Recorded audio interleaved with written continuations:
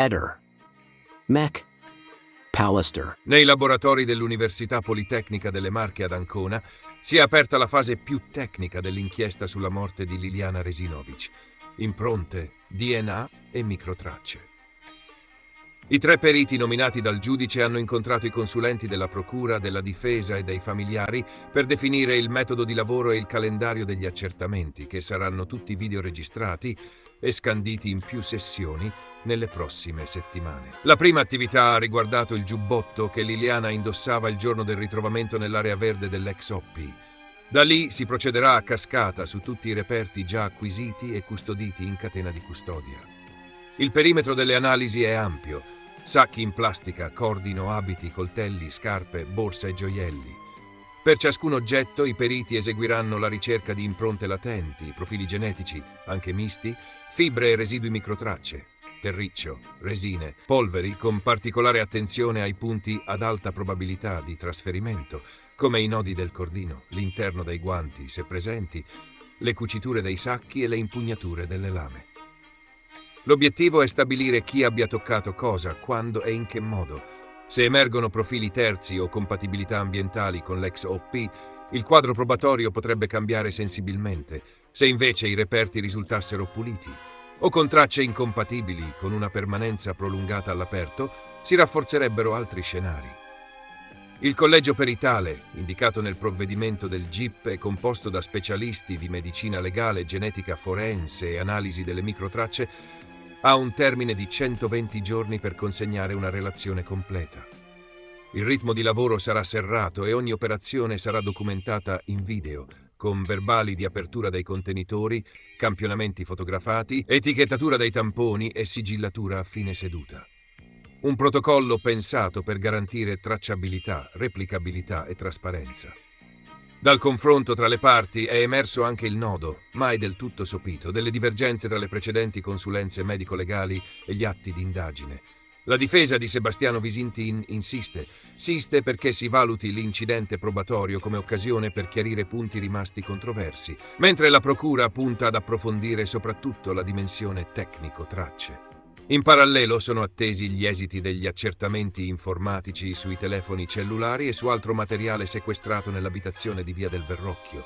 Estrazioni, timeline, eventuali cancellazioni e anomalie d'uso verranno incrociate con gli orari certi e con i dati energetici dei dispositivi per ricostruire movimenti, contatti e finestre temporali critiche. Il metodo annunciato è quello dalla traccia al contesto. Prima si cerca la presenza fisica, impronte DNA su sacchi e cordino. Poi si passa agli indumenti e alle calzature per verificare compatibilità con il terreno e la vegetazione dell'ex OP. Infine si analizzano le lame e gli altri oggetti a rischio contaminazione, con test di controllo su superfici esterne e interne e verifiche incrociate su eventuali profili minoritari. In chiusura, i periti depositeranno una relazione che dovrà rispondere a domande molto concrete. Chi ha manipolato i sacchi? I nodi mostrano segni di serraggio compatibili con un'autolegatura o con un'azione di terzi. Sugli abiti e sulle scarpe esistono microtracce ambientali coerenti con i tempi dichiarati. Ci sono profili genetici non spiegati dal contesto familiare. Questo nuovo capitolo si inserisce in un quadro giudiziario che, dopo anni di contrasti interpretativi, tenta di riportare l'attenzione sui dati ripetibili di laboratorio. La scelta di partire da impronte e DNA sui reperti chiave, sacchi e cordino, è significativa. Se qualcosa deve parlare, saranno proprio gli oggetti che hanno avuto il contatto più diretto con la vittima e con chi ha confezionato la scena. C'è poi un tema di contesto che torna d'attualità, la tutela dei luoghi e dei reperti. In Sicilia, in un procedimento distinto, la violazione dei sigilli nell'area di un omicidio ha portato a un'indagine specifica per ingresso non autorizzato in zona sottoposta a sequestro, a conferma di quanto il legislatore consideri delicata l'integrità del teatro del crimine.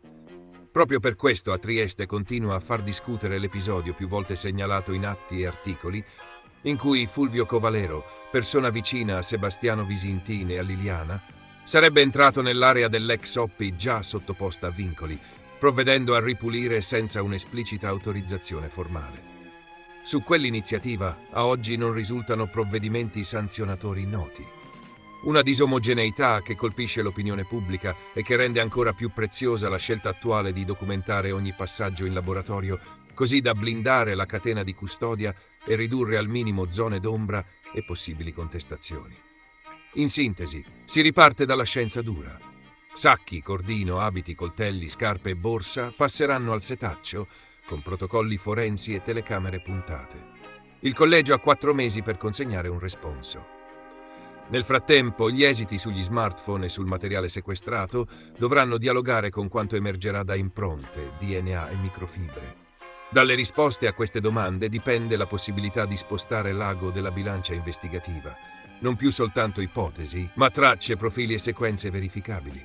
Ripeto quanto ho detto nel video precedente, la GoPro non conta, nel senso che conta la memory card. Nel momento in cui da quel dispositivo viene tolta la memory card, ciò che resta equivale ad un componente messo in vendita in un negozio, quindi un oggetto nuovo. Quello che fa la differenza sull'attività di Sebastiano è ciò che è contenuto nella memory card.